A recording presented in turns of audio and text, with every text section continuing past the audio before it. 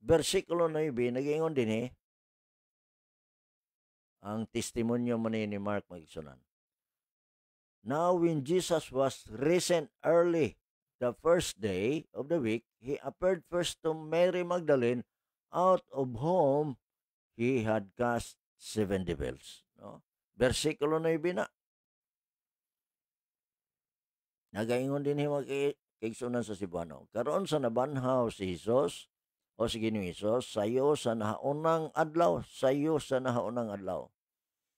sa semana, nagpakita siya pag-una kang Maria Magdalena nga gikan kaniya gipagulaan niya ang 7 ka mga yawa, no? So dinhi mga igsoon, imong tan-awon pag-ayo early in the first day of the week, no? Sa sayo, no?